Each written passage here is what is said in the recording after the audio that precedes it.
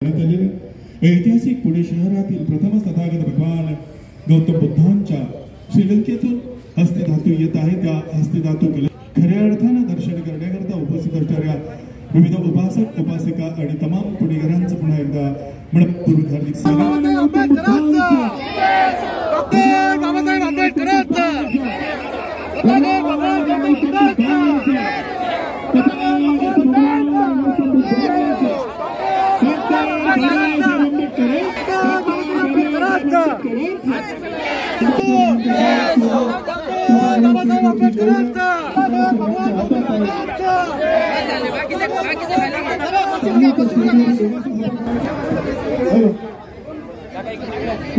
कृपया करून सर्वांनी स्टेजच्या खाली जायचे आहे।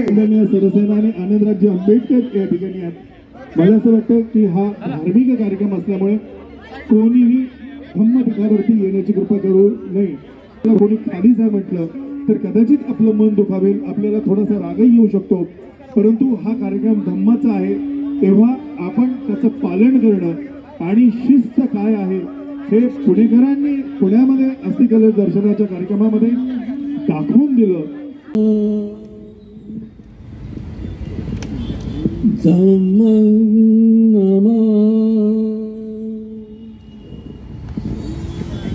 संगम नमा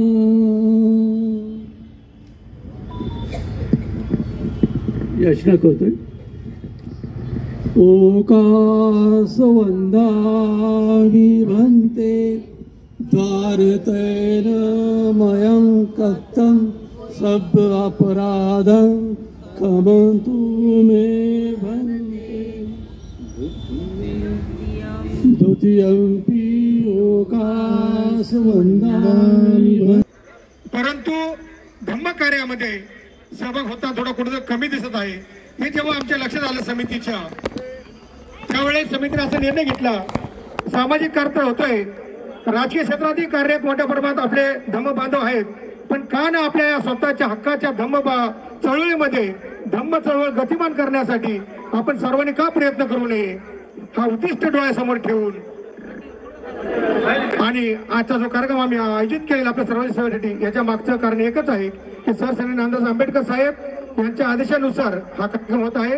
तो आम्ही साहेबांना विनंती करतो की साहेबांना या ठिकाणी आपल्याला मार्गदर्शन करावं। ज्याचा धर्म जगभर पसरलेला आहे असे तथागत भगवान गौतम बुद्ध, त्याचबरोबर या देशामधून हा तथागतांचा एकेकाळी अख्खा संपूर्ण एशिया जो बौद्ध धर्मी होता, परंतु मूळ ज्या भारतामध्ये या तथागतांचा जन्म झाला त्याच भारतामधून या बौद्ध धर्माला हद्दपार केलं होतं। परंतु बाबासाहेब आंबेडकरांनी 14 ऑक्टोबर 1956 रोजी आपल्या सर्वांना परत एकदा बौद्ध धम्म या देशामध्ये पुनर्जीवित करून आपल्या सर्वांना बौद्ध धम्माच्या ओंजळीमध्ये घातलं। आज या इथे उपस्थित असणारे श्रीलंकेचे भंते रेवत, भंते वेलवित शरणै थेरो, भंते नागोश, जैन मास्टर भंते सुदर्शन, आजच्या कार्यक्रमाचे निमंत्रक सुरेंद्रदादा पठारे, सूरजराव वाघमारे, युवराज बनसोडे, नितीन गजबिये आणि विवेक भाऊ बनसोडे, या सर्वांना मी धन्यवाद देतोय की या इथे या तथागताच्या 2500 वर्षापूर्वी ज्यांचं महापरिनिर्वाण झालं, ज्यांनी निब्बाण प्राप्त केलं, त्या तथागताच्या अस्थी आज आपल्या या पुणे शहरामध्ये आलेल्या आहेत आणि तुम्हा सर्वांना या पवित्र अस्थींचं दर्शन घेण्याची सुसंधी इथे आपल्या सर्वांना मिळत आहे।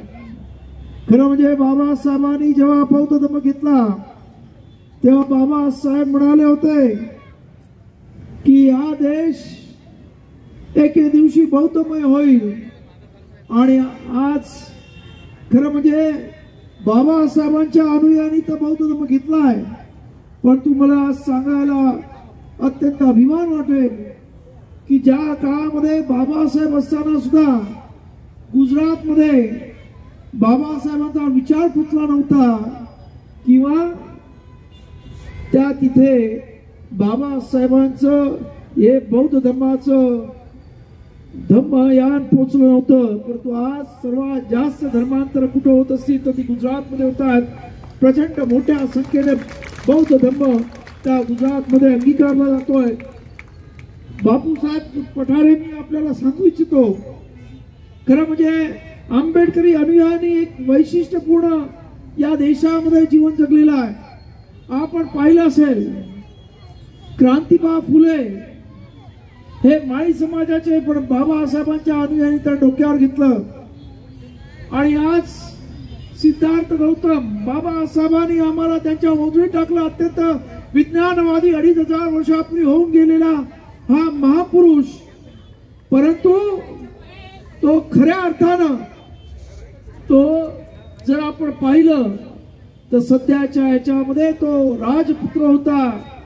त्या काळामध्ये म्हणजे जाती व्यवस्थेच्या ह्याच्यामध्ये म्हणजे महाराष्ट्रामधल्या ठिकाणी आपण असं म्हणू की तो मराठा समाजाचा होता. त्याला आम्ही डोक्यावर घेतलंय. परंतु आज दुर्दैवानं ही लोक सुद्धा अंधारात पडत आहेत. मला पुढं खात्री आहे जेव्हा या अंधारातून ही मंडळी सर्व जाती धर्माच्या पुढे येतील तेव्हा त्यांना आपला महापुरुष ओळखायची, त्यांची एक वेगळ्या प्रकारे त्यांच्यावरती श्रद्धा आणि निष्ठा वाढेल. आपण पाहतो एकेकाळी त्या तिथे आम्ही जेव्हा हुतात्मा चौकावरती एक मोर्चा काढला तेव्हाच ते छगन भुजबळ त्याने तो हुतात्मा चौक गंगाचं पाणी आणून धुतला. आज तेच महात्मा ज्योतिबा फुलेंचा जोरात उद्धार करतायत.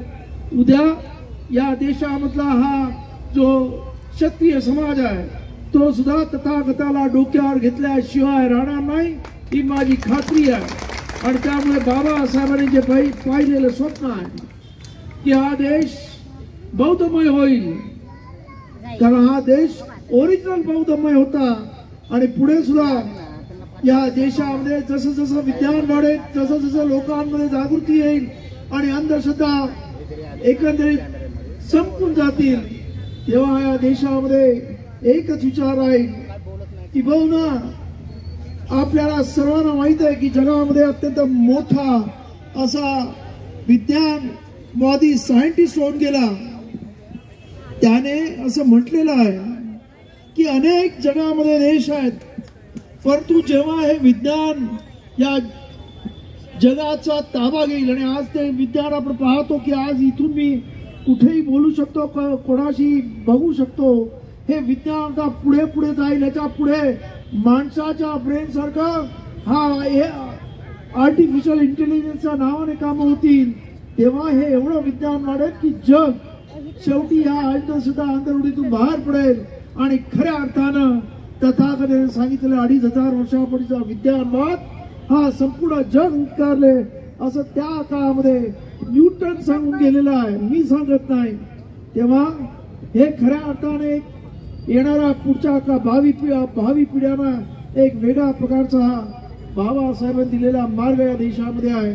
खऱ्या अर्थानं हा देश महासत्ता होण्यासाठी या मार्गाचं अंगीकरण करणं अत्यंत गरजेचं आहे. खरं म्हणजे मी हा पटकन इथे वेळ घेतलेला आहे. तथागताच्या ह्या आलेल्या या अत्यंत पवित्र अशा ज्या अस्थी आहेत, खरं म्हणजे तथागत भारताचे, पण त्यांच्या अस्थी थायलंडमध्ये आहेत, त्यांच्या अस्थी श्रीलंकेमध्ये आहेत. तो आज दुर्दैवानं भारतामध्ये नाही, हे खरं म्हणजे दुर्दैव आहे. परंतु मला पूर्ण खात्री आहे की येणाऱ्या काळामध्ये भारत हा या संपूर्ण देशामध्ये आज सुद्धा जगामध्ये भारताला बुद्धाचा देश म्हणून ओळखलं जातं. आमचे प्राईम मिनिस्टर जेव्हा जातात ते मी बुद्धाच्या देशामधून आलं असे उल्लेख करतात. हे खरं म्हणजे या देशाची ओळख आहे आणि ती जनमानसामध्ये हळूहळू रुजवल्याशिवाय राहणार नाही अशी अपेक्षा करतो. आणि मला मुंबईला जायचं असल्यामुळे, मला लवकर जायचं असल्यामुळे मी हा माईक घेतलेला आहे. मी आपल्या सर्व उपासक उपासिकांबद्दल त्यांच्या प्रति मंगलमय कामना करतो. सुगतंगती विमुक्तमं मा कारुणिक तथागत भगवान बुद्ध ज्यांचे हृदय करुणेने शिथिल झाले, प्रज्ञेचा दीप जाळून अज्ञान अंधकार नष्ट केला, त्रिलोक सम्यक संबोधा लागू. त्याचप्रमाणे या देशातील लयास गेलेला धम्म पुनर्जीवित करून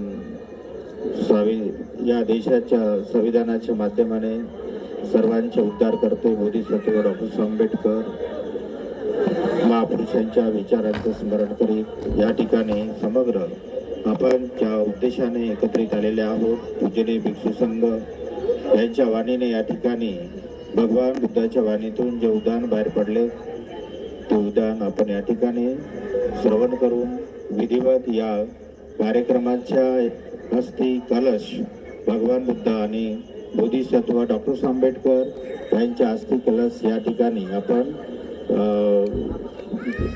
या ठिकाणून आपण त्या रॅलीला आपण या ठिकाणी प्रस्थान करीत आहोत. त्याच्या उद्घाटनाप्रित्यर्थ या ठिकाणी समग्र पूजनीय भिक्षू संघ आणि समग्र या देशातील या महाराष्ट्र राज्यामध्ये पुणे या शहरामध्ये आपण उपस्थित सर्व श्रद्धावान उपासक उपासिका तर भगवान बुद्ध दुर्लभो पुरुष जय नत सब्बत जायते आत्तस जायते धीरो तंग कुलंग सुखमेदते.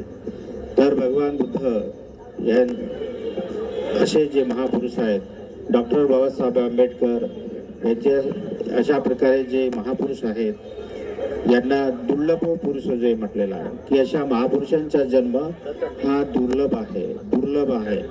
भगवान बुद्धाचं उत्पन्न होणे दुर्लभ आहे. किंचो बुद्धानुपादो म्हटलेला आहे.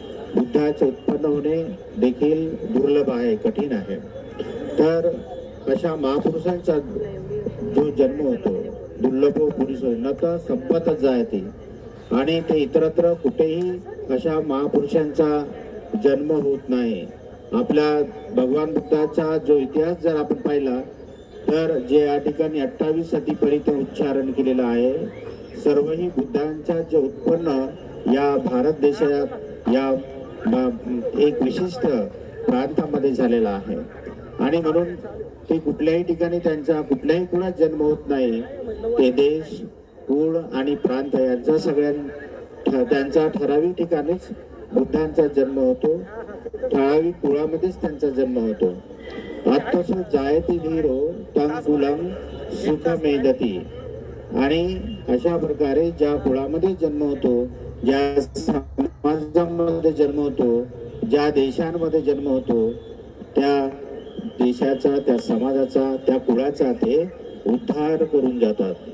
आणि म्हणून त्यांना म्हटलेलं आहे दुर्लभ अशा महापुरुषांच्या अस्थी त्याने अस्थीच आपण या ठिकाणी दर्शन होणे देखील आपल्यासाठी फार पुण्यमय बाब आहे. आणि ज्या ज्या ठिकाणी बुद्ध चाललेत, ज्या ज्या ठिकाणी बुद्ध स्टेप आहेत, तर ते समग्र स्थळ आज पूजनीय आहेत. आणि अशा पूजनीय स्थळांच्या माध्यमाने भगवान बुद्धाचा जो धम्म आहे त्या ठिकाणी फार मोठ्या वेगाने आणि फार मोठ्या प्रभावाने आपण पाहतो. इतिहास जर पाहिला भगवान बुद्धाचा तर फार मोठ्या वेगाने प्रसार झालेला आहे. तर महाराष्ट्रामध्ये देखील आपण तथागत भगवान बुद्ध यांच्या अस्थी आणि पूजनीय डॉक्टर आंबेडकर यांच्या अस्थि कलशाच्या या रॅलीला आपण या ठिकाणी प्रस्थापित करण्यापूर्वी भिक्षू संघाच्या उपस्थितीमध्ये विधिवत या कार्यक्रमाला सुरुवात करण्यात येत आहे. आणि आपण परित्राणाने आणि धम्मादेशने भिक्षू या ठिकाणी उपस्थित असणारे पूजनीय भदंत रेवत धम्म महाथेरो महाबोधी सोसायटीचे ते सेक्रेटरी आहेत आणि त्यांच्या माध्यमाने या अस्थी या ठिकाणी आलेल्या आहेत. आणि अशा प्रकारे आपण या अस्थी दर्शन करून आपण पुढील प्रस्थान या ठिकाणी भिक्षू संघाच्या माध्यमाने केल्या जात आहेत. आणि तथागत भगवान बुद्ध यांच्या अस्थी डॉक्टर आंबेडकर यांच्या अस्थीचे दर्शन या ठिकाणी करण्यासाठी ज्यांना संधी मिळालेल्या आहेत सगळे त्या पुण्याचे भागीदारी आहेत. तर आज या प्रसंगाने आणखी काही माझ्यापेक्षा आणखी काही सिनियर भिक्षू आहे त्यांना देखील वेळ मिळावा आणि त्यामुळे आता मला जो काही वेळ दिलेला आहे तर ज्यांनी मला या ठिकाणी वेळ दिलेला आहे त्या सर्वांना त्यांच्या प्रती त्यांच्या भावी जीवनाप्रती मंगलकामना करतो. भवतु सब्ब मंगला. भवतु सब्ब मंगला. साधू साधू साधू. यानंतर पूजनीय भजंत प्रियदर्शी महाथेरो नागपूर यांचंही थोडक्यात धम्मदेशना होणार आहे. भिक्खू संघ खूप लांबून आलेला आहे, नागपूर, श्रीलंका. आणि कार्यक्रम धम्मदेशना झाल्याच्या नंतर अस्थि दर्शनाचा लाभ आणि त्याचबरोबर खीर वाटप देखील होणार आहे. तेव्हा आपण थोडा वेळ सर्वांनी शांत व्हावं. आपल्याला काही निसर्ग म्हणजे थोडा वेळ पाऊस आला होता दुपारी, त्यामुळं आपला कार्यक्रम थोडा उशिरा झाला. परंतु ही काय भिक्खू संघाची काय जी धम्मदेशना आपल्याला लाभणार आहे, आज थोडाफार उशीर होईल आणि म्हणून आजचा जो काही क्षण आहे तो आपल्या आयुष्यामध्ये उद्या येणार नाही. आणि म्हणून आपण थोडं थांबावं, श्रद्धापूर्वक आपण बसावं. अगदी थोड्यात अगदी अत्यंत कमी वेळामध्येच धम्मदेशना होत आहे. मी तेव्हा पूजनीय भदंत प्रियदर्शी महाथेरो नागपूर यांना निमंत्रित करतो. महाकारुणिक भगवान त्याला माहिती तद्वतात विचारशक्तीतील एक पुरुष प्रजेंचा सूर्य ज्याने एक लयास गेलेला सद्दम उदास आणण्याचे कार्य करणारी पशुपेक्षाही हीन जीवन जगणाऱ्या मानवाला मानाने स्वाभिमानाने जीवन जगण्याची प्रेरणा देणारे कला शिकवणारे तुमचे आमचे सर्वांचे उद्धार करता भारतीय घटनेचे शिल्पकार बोधिसत्व परमपूज्य डॉक्टर बाबासाहेब आंबेडकर यांना देखील माझे त्रिवार वंदन. आज अत्यंत आनंद होत आहे की या पुणे शहरामध्ये पर्यंत रेवतजी यांनी या अस्थी श्रीलंकेवरून आणलेल्या आहेत. मधात कोणी टाळी वाजवायची नाही, फक्त साधुकार द्यायचा. आपण जोरात साधू साधू म्हणायचं, टाळ्या वाजवायचं नाही. मला आठवतं माझ्या 40 वर्षापूर्वी पंतजी सारनाथच्या सीमेमध्ये माझी दीक्षा केली. श्री भगवंता देवाची अन्नमान हे त्रिवार वंदन. धम्म हा साधा नव्हे. आज इथे पाहतो तर रशियाची एक उपासिका ते लंकेवरून इथे आलेली आहे, श्रीलंकेवरून. ते मेडिटेशन करायला आली. अचानक मंत्रीच्या भेट झाली व त्या इथे उपस्थित आहेत. सकाळला त्यांनी भिक्खू संघाला नाश्ता वगैरे दान दिलेलं आहे. दान देणे साधी गोष्ट नाही आहे. 10 रुपये म्हणलं तर 50 घेऊन जा, 100 मागले तर 500 देतील. परंतु बुद्धाच्या अस्थी आज लंकेमध्ये गेले. त्याचं कारण सम्राट अशोक, त्यांचा मुलगा महेंद्र, मुलगी संघमित्रा यांनी जी बोधिवृक्षाची शाखा तिथे केलेली आहे ती शाखा आजही जीवित आहे. अनुराधापूर या ठिकाणी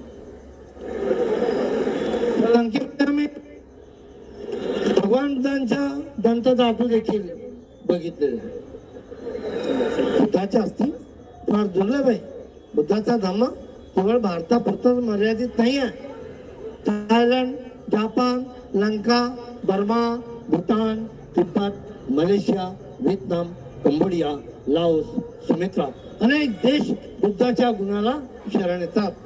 व धम्म हा आचरणा करताय, देखाव्या करता नाही आहे, शोभे करता नाही आहे, पॉइंटिंग करण्याकरता नाही आहे.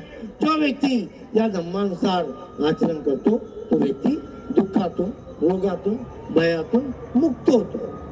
तसा शीलवान, गुणवान, प्रज्ञावान, मैत्रीवान, शांती डॉक्टर बाबासाहेब आंबेडकर यांनी आपल्या समोर ठेवलेला.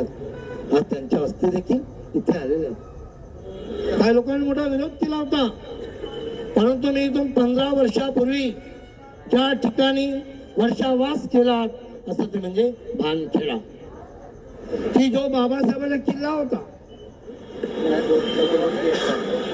बाबासाहेबांची चळवळ इथून सुरुवात होते.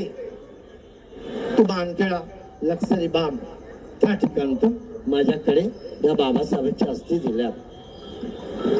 नितीन गडबी बोलले, भंतेजी तुम्ही अस्थी आम्हाला देऊन द्याल दर्शनासाठी.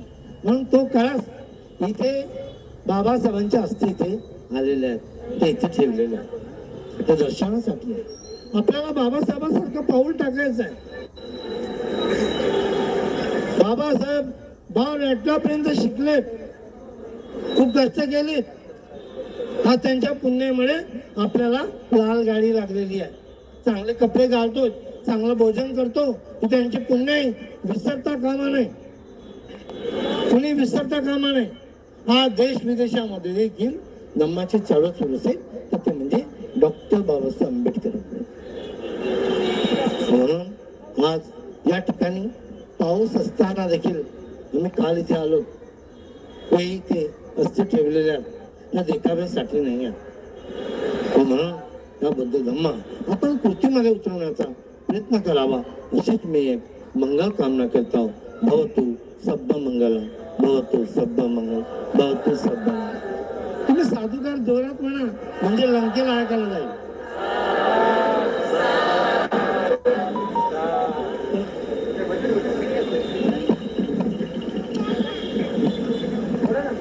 यानंतर पूजनीय भदंत रेवत महाथेरो श्रीलंका यांची धम्मदेसना होणार आहे. भंतेंची धम्मदेसना ही खूप महत्वाची आहे. ह्या भगवान बुद्धांच्याच निश्चित आस्थी आहेत का, अशा प्रकारचा भ्रम अनेकांच्या मनामध्ये निर्माण होतो. तर याचंही विश्लेषण भंतेजी त्यांच्या धम्मदेसनेतून करणार आहे. परंतु जाता जाता एकच सांगावंसं वाटते की बांधवांनो, भगवान बुद्धांच्या अस्थी ह्या खरोखर आहेत. कारण आपण श्रीलंकेमध्ये जे काही पुरातत्व खातं आहे त्यांचं पत्र आपल्याला मिळालेलं आहे.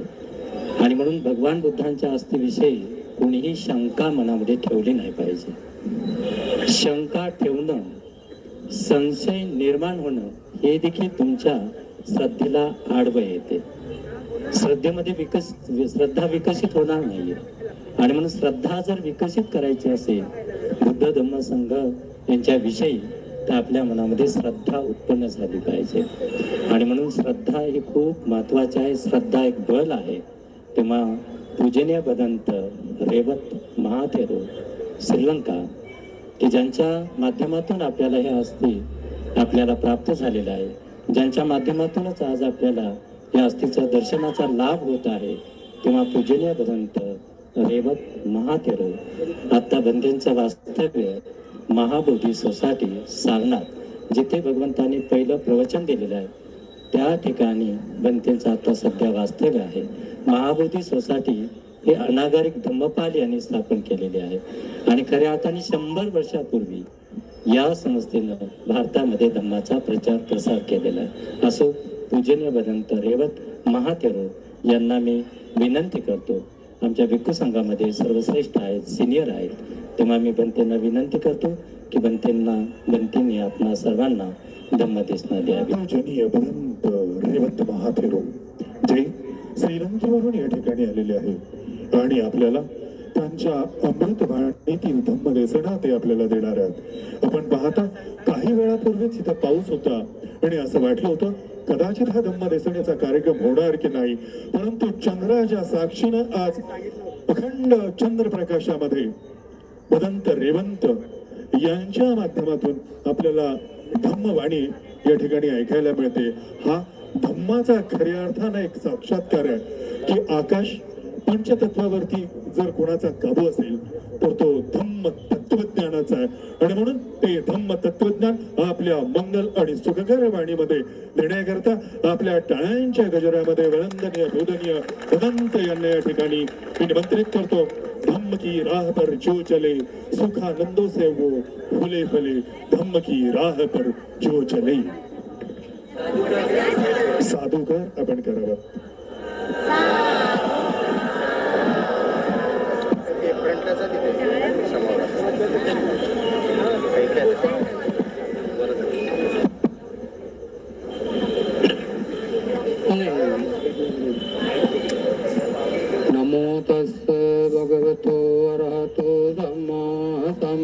तस्से नमो तस्से भगवतो अरहतो सम्मा सम्बुद्धस्से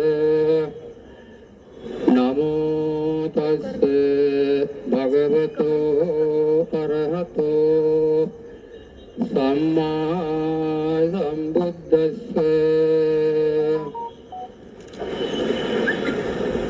परम पूज्य भिक्षु महासंघ, उपस्थित सज्जन वृंद, हम सबसे पहले नितिन गजवे को धन्यवाद देना चाहता है। और मित्र फाउंडेशन का सेक्रेटरी है ना, वो कई महीनों से हमारे संपर्क रखा था एक कार्यक्रम करने के लिए। बहुत खुशी की बात है, आप लोगों को देखने से हमको बहुत आनंद आया। तो हम ज़्यादा भाषण नहीं देता है। तो भारतवर्ष में सम्राट अशोक के समय में पूरा भारतवर्ष नहीं, ईरान इराक तक तो बौद्ध धर्म का प्रचार प्रसार हुआ था। कोई कारणवश भारत से बौद्ध धर्म लुप्त हो गया। 800 साल तक, कितना साल 800 साल तक भारत में बौद्ध धर्म का नाम निशाना नहीं था। ठीक है। श्रीमद अनगारिक धर्मपाद श्रीलंका से आकर बुद्ध गया महावीर का मुक्ति आंदोलन शुरू किया है। ठीक है। उन्होंने कलकत्ता में सबसे पहले वैशाख पूर्णिमा बुद्ध पूर्णिमा मनाया। उसे बहुत से लोग थे। उन्होंने पूछा इसी सभा में बौद्ध लोग कितने हैं? कल 2 आदमी हाथ उठाया। 125 साल के पहले की कहानी हम बता रहा है, हमारे इतिहास का। बौद्ध के नाम पर कोई भी नहीं था। अनगारिक धर्मपाद बुद्ध गया सारनाथ श्रावस्ती जैसे जगहों को बौद्ध लोगों के हाथ में लेने के लिए अपना संघर्ष किया था। मार खाया, जेल चला गया, बहुत कुछ हुआ उसके ऊपर। अशोक के पुत्र महामहिंद के कारण हम लोग बौद्ध बन गए, श्रीलंका के लोग। पूज्य बाबा साहब अम्बेडकर के कारण आप लोग बौद्ध बन। आप लोगों को बाबा साहब पूज्य है कि नहीं? सच है, पूज्य है। हाँ, हम लोगों को महामहिंद, अरहंत महामहिंद हम लोगों को पूज्य है। ठीक है ना। ये 800 साल के बाद जो अनगारिक धर्मपाद के साथ साथ बाबा साहब बौद्ध धर्म स्वीकार किया, उसी समय से भारत में बौद्ध धर्म का प्रचार प्रसार अभी भी अच्छा चल रहा है। ठीक है। तो इसलिए आप लोगों को बाबा साहब पूज्य, हम लोगों को महामहिंद पूज्य होता है। यहाँ तक कि महाकारुणिक तथागत बुद्ध का अवशेष है, उसी को हम लोग अष्ट धातु, कलश धातु ऐसे नहीं कहते।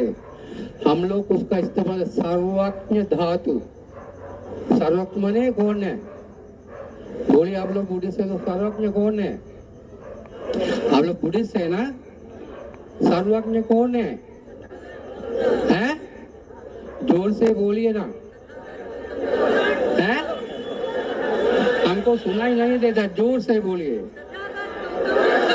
महाकारुणिक तथागत बुद्ध को हमारे देश में सर्वज्ञ कहते हैं। ठीक है ना। उसी सर्वज्ञ का शरीर का हड्डी, ठीक है ना, शरीर का हड्डी हम लोग कहते सर्वज्ञ धातु। हम लोग कलश कलश नहीं कहते। अस्थि कलश वो मरा हुआ आदमी का होता है। बुद्ध सर्वज्ञ है। बुद्ध का हड्डी को हम लोग सर्वज्ञ धातु के नाम से कहते हैं। दूसरा नाम से पुकारने से हम लोग अपमान मानते हैं। श्रीलंका का बात हम बोल रहा है। ठीक है ना। आप लोग अपना संभाल लीजिए। सबसे पहले श्रीलंका का एक राजा ने अनुराधपुर, हम लोग का सबसे पहला कैपिटल है, उधर एक बौद्ध स्तूप बनाना चाहते थे, लेकिन सर्वज्ञ धातु नहीं मिला। 2 बांधे सोनू उत्तरा, 2 बांधे को उन्होंने श्रीलंका से जम्बूद्वीप, इंडिया में भेजा। तुम लोग जम्बूत में जाओ, जाकर कहीं से भी बुद्ध का सर्वज्ञ धातु लेते आओ, हमको स्तूप बनाना है। मानते लोग पूरा जम्बूद्वीप में घुमा, नहीं मिला। लुम्बिनी आप लोग गया है? लुम्बिनी है? हाँ, लुम्बिनी में एक जगह है महामाया का गांव, उसी जगह पर ये दोनों बंदे नहा रहे थे। एक तो कासकट पानी में आया, कासकट पूरा का देखा तो उसमें महाकारुणिक बुद्ध का सर्वज्ञ धातु है। वो बांधते ना के नाम सोन उत्तर, ठीक है ना। वो धातु ले जाकर श्रीलंका अनुराधपुर में सबसे पहले धूपाराम के नाम से एक तो बहुत बड़ा स्तूप बनाया। आप लोग अनुराधपुर गया कि नहीं गया? बाबा साहब तो गया है। बाबा साहब जाकर प्रभावित होकर तब बौद्ध धर्म स्वीकार किया है। उसी अवशेष को मैंने हम लोग कहते हैं सर्वज्ञ धातु को विभिन्न बुद्ध विहारों में थोड़ा थोड़ा बांट दिया है। अभी श्रीलंका में बहुत से बौद्ध विहारों में थोड़ा एक दो सर्वज्ञ धातु रहता है पूजा के लिए। दूसरी बात दंतपुरी, आप लोग सुना को उड़ीसा सुना कि नहीं गया कि नहीं गया होगा, जो भी कुछ होगा। हम लोग के धर्म में, बौद्ध धर्म का इतिहास में श्रीलंका में इसे दंतपुर कहते हैं। दंतपुर माने शाक्य मुनि बुद्ध का दांत है ना, दांत। हम लोग दंत धातु कहता है, दंत धातु, ठीक है ना। दांत हमारा होता है, आपका होता है। हम लोग दांत कहते हैं, बुद्ध का कहते हैं दंत धातु कहते हैं। हेममाला एक प्राणी का माने प्राणी और हेम कुमार, ये दोनों मिलकर उड़ीसा से माने दंतपुर से वो दांत लेकर चला गया श्रीलंका में। राजा लोग बहुत खुश होकर महल बनाकर वो दंत धातु को पूजा करना शुरू कर दिया। आप लोग श्रीलंका गया तो कैंडी है ना, कैंडी में वो बुद्ध का दंत धातु रखा हुआ है, ठीक है ना। इसीलिए आज आप लोग ये देख रहा है महाकारुणिक तथागत बुद्ध का सर्वज्ञ धातु है, ठीक है ना। ये तो दूसरा कास्केट में पूज्य बाबा साहब एम्बेडकर जी का नहीं बनते ये। आप लोग बहुत श्रद्धालु लोग, बहुत भाग्यशाली है। और ज्यादा हम बोलना नहीं चाहते हैं, ज्यादा बोलने से दूसरी बार आप लोग हमको नहीं बुलाएंगे। बंदी बहुत सब पापा करता है, मत बुला, इसे बोलेगा। इसलिए हम ज्यादा नहीं बोलेंगे, तो ज्यादा समय नहीं लेंगे। आप लोग बहुत बड़ा श्रद्धालु लेके हमारा नितिन गजबी साहब को, आपका मित्र फाउंडेशन का सेक्रेटरी, उसको हम व्यक्तिगत रूप से धन्यवाद देना चाहते। वो हमसे बहुत संपर्क रखकर बहुत मेहनत किया सब काम करने के लिए, ठीक है। सबको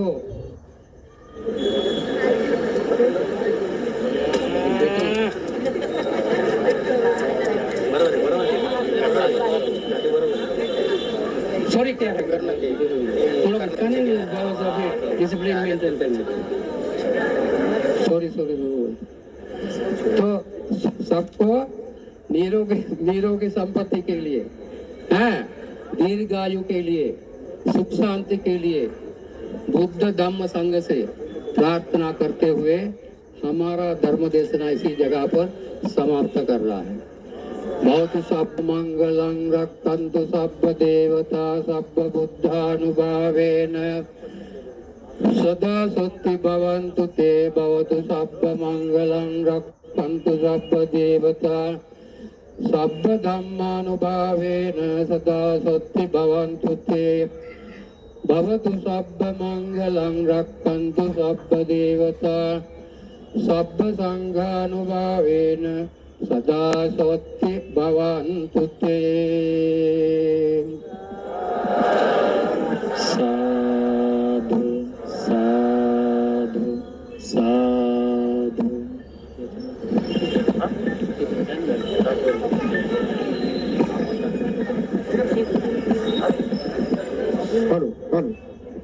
पुन्हा एकदा आलेल्या माझ्या सर्व धम्मबंधू भगिनींचं या ठिकाणी बौद्ध धर्मीय सेवा समितीच्या वतीने, त्याचप्रमाणे Indo Asia Metta foundation India यांच्या वतीने मनापासून मनपूर्वक आपलं स्वागत करतो। आणि या ठिकाणी आपण सर्वांनी खूप वेळात वेळ करून आलात त्याबद्दल आपल्या सर्वांचं पुन्हा एकदा अभिनंदन करतो। पुन्हा एकदा मस्के जिल्हा विनंती करतो की सूत्रसंचालन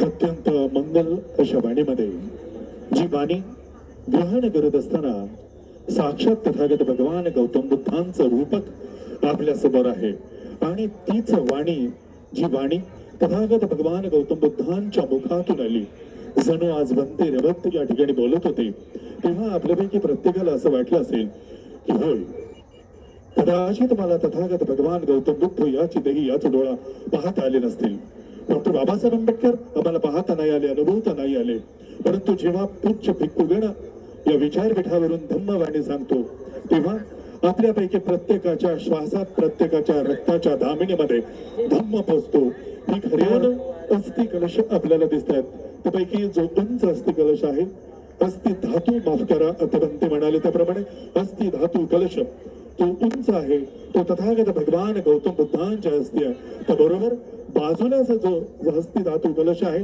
ते भारतीय राज्यघटनेचे शिल्पकार तुमचे माझे उद्धार करते परमपूज्य डॉक्टर बाबासाहेब आंबेडकरांचा आहे दरम्यानच्या काळामध्ये ज्यांचं आगमन झालं ते सुनीलजी वारे बाबासाहेब आंबेडकर संशोधन आणि प्रशिक्षण महासंस्थेचे ते महासंचालक आहेत त्यांचे या ठिकाणी आगमन झालेलं सुमितजी आपलं आगमन झालेलं आहे कार्यक्रम धम्माचा आहे त्यामुळे जे धम्म आचरणात आणतात अशाच मान्यवरांचा आणि खरं तर आपल्यापैकी प्रत्येकाचा उल्लेख करून समयोचित सन्मान करावं असं संयोजकांना बनसोडेंना आणि सगळ्यांनाच वाटत होतं परंतु धम्माच्या कार्यक्रमाला धम्मशील पद्धतीनंच बोललं गेलं पाहिजे इतर वेळी आपल्या सगळ्यांचा उदो उदो जय जयकार निश्चितपणे करायला मलाही आवडतं आत्ताही मी माझ्या शब्द सुमनांनी करतो त्याचं कारण असं की आपल्यापैकी प्रत्येक जण ही मंडळी केवळ निमित्त मात्र आहेत लक्षात घ्या ही मंडळी केवळ निमित्त मात्र आहेत आपल्यापैकी इथे उपस्थित असणारा आणि जो धम्म आचरणात आणतो तो प्रत्येक जण संयोजक आहे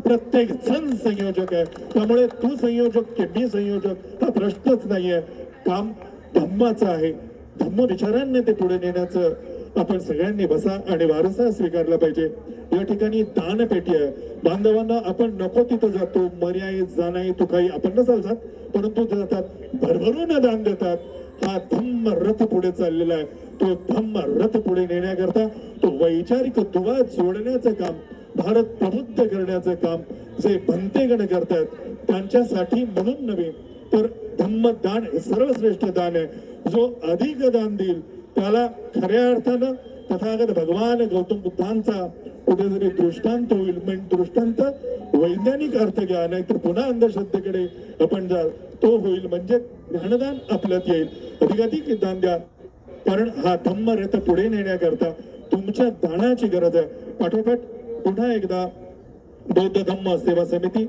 आणि तथागत भगवान गौतम बुद्ध अस्थि धातू कलश श्रीलंकेवरून या ठिकाणी इंडोनेशियन मेट्रो फाउंडेशन यांच्या वतीनं हस्ती कलश यात्रा या ठिकाणी आलेली आहे या सर्व भिक्खुगण उपस्थित सकल जनसमुदाय बौद्ध उपासक उपासिका या कार्यक्रमामध्ये छोटे मोठे आणि सर्वश्रेष्ठ जे जे म्हणून आहेत ते सर्व संयोजक या वृत्तपत्रांचे वृत्तवाहिनीचे छायाचित्रकार प्रतिनिधी विविध इथे जे आमचे सगळे चॅनल्स आहेत त्या चॅनल्सचे प्रतिनिधी या सगळ्यांच्या ऋणांमध्ये राहत असताना आभार प्रदर्शनाचं बंधूचे आभार प्रदर्शनाकडे जाऊयात ना आभार प्रदर्शनाचं काम करण्याकरता निलेश भाऊ अल्लट यांना या ठिकाणी निमंत्रित करतो आणि निलेश भाऊंना विनंती करतो की आपण या ठिकाणी आभार प्रदर्शनाचं काम करावं या ठिकाणी एक महत्वाची सूचना अशी आहे आपल्या सर्वांना दर्शन घ्यायचं आहे शिस्तबद्ध घ्यायचं मी विनंती करतो आपण सर्वांना धम्म बांधायला सर्वप्रथम महिला येतील दर्शन घेण्यासाठी लहान मुलांबरोबर सर्वप्रथम महिला येतील दर्शनासाठी सर्वप्रथम महिला या ठिकाणी दर्शन घेऊन या अशा मार्गाने असं जातील त्या ठिकाणी खीर दानाचा कार्यक्रम आपल्यासाठी केलेला आहे खीर वाया गेली नाही पाहिजे बुद्ध धर्मातील खीरला खूप महत्व आहे तर माझी विनंती आहे सर्व आत्ताच नाही आभार प्रदर्शन झाल्यानंतर घाई करू नका हा ओळीने एका लाईनीमध्ये पहिले महिला येतील लहान मुलांच्या असतील त्याच्यानंतर पुरुष मंडळ येतील कृपया सहकार्य करा सर्वांना दर्शन भेटणार आहे जो पण आपला शेवटचा माणूस दर्शन घेत नाही तो पण हा कार्यक्रम संपत नाहीये कृपया लक्षात ठेवा मी या ठिकाणी निलजी समन्वय समितीचे आहेत त्यांना सांगतो ते त्यांनी आपलं आणि सगळ्यात महत्वाचं म्हणजे युवराजची खीरदानाचा कार्यक्रम आहे खीरदानाचा आपण सगळ्यांनी आनंद घ्यावात आस्वाद घ्यावात निलेशजींना मी विनंती करतो की आपण मोजक्या शब्दांमध्ये आभार प्रदर्शन या ठिकाणी करावं बहुजन हिताय बहुजन सुखाय, जगाच्या कल्याणाकरिता जगाच्या हिताकरिता जगाला कल्याणकारक मार्ग दाखवणारे शाक्यमुनी करुणेचे महासागर, विश्वदीप विश्ववंदनीय तथागत भगवान गौतम बुद्ध, तुमचे उद्धार करते महामव बोधिसत्व परम पूजनीय आदरणीय नेते डॉक्टर भीमराव रामजी तथा बाबासाहेब आंबेडकर, चैत्यवंश शिल्पकार बोधाचार्याचे जनक भैयासाहेब तथा यशवंत भीमराव आंबेडकर, या सर्व विभूतींना त्रिवार वंदन। आज बुद्ध वाटिका संघ विश्रांतवाडी शांतीनगर या परिसरामध्ये प्रथमच ऐतिहासिक पुणे शहरामध्ये श्रीलंकेतून अस्थि धातू कलश तसेच डॉक्टर बाबासाहेब आंबेडकरांच्या अस्थी त्या आपल्यासाठी दर्शनासाठी तिथं आलेल्या आहेत। त्याचं नियोजन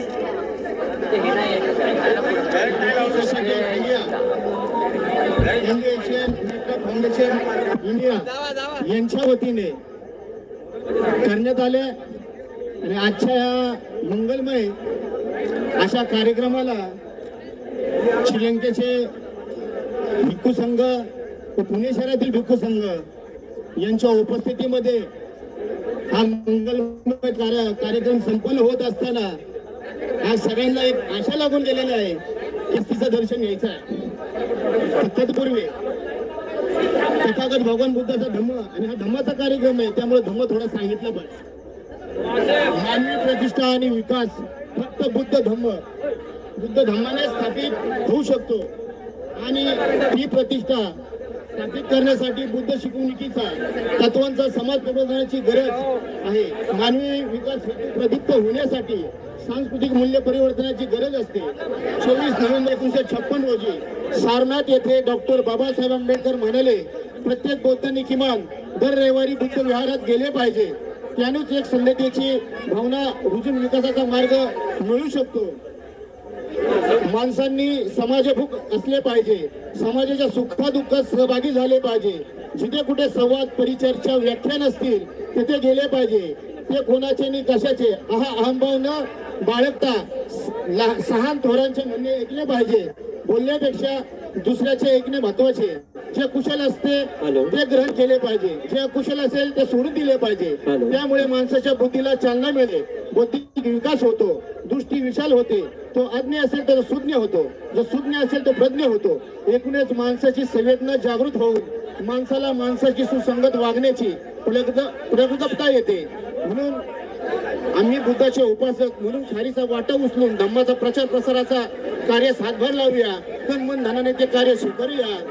तसेच तथागत भगवान बुद्धांनी लोकांच्या कल्याणासाठी मानवाला हितकारक असा जो धम्म सांगितला तो धम्म लोकांपर्यंत पोहोचवा, मानवाचे जीवन सुखकारक व्हावे यासाठी तथागत भगवान बुद्धांनी भिक्खू संघाला धम्म प्रसारासाठी जो आदेश दिला तो पुढील प्रमाणे, शरद भिक्खवे चारिक बहुजन हिताय बहुजन सुखाय, लोकानुकंपाय अत्यंत हिताय सुखाय, लोकानुकंपाय अत्यंत हिताय सुखाय, देव मनुष्यवान देसत भिक्खवे धम्म आदि कल्याण म्हणजे कल्याण पर्यसान कल्याण सात सवजन्य केवळ परिपूर्ण परिशुद्ध ब्रह्मचर्य हॅलो हे भिक्षूंनो बहुजनांच्या हितासाठी आणि सुखासाठी लोकांवर दया करण्याच्या उद्देशाने देव आणि मनुष्यांच्या कल्याणाकरिता हिताकरिता सुखाकरिता या धम्माचा प्रचार करा, त्याचा प्रसार करा। भिक्षूंना आरंभ कल्याणकारक, मध्यम कल्याणकारक व शेवटीही कल्याणकारक अशा धम्माचा ब्रह्मचर्य अंगी करून धम्म उद्देश आणि सहयोग प्रकाशित व्हा। आभार प्रदर्शनानिमित्त ज्यांनी हा कार्यक्रम संपन्न होईल यासाठी हातभार लावला, सगळ्यांनी तनमन धनाने हा धम्माचा गाडा पुढे नेण्याचा जो संकल्प केला त्याच्यामध्ये सर्वांचा खारीचा वाटा जरी नसला तर मुंगीच्या वाट्यानुसार ज्यांनी तनमन धनाने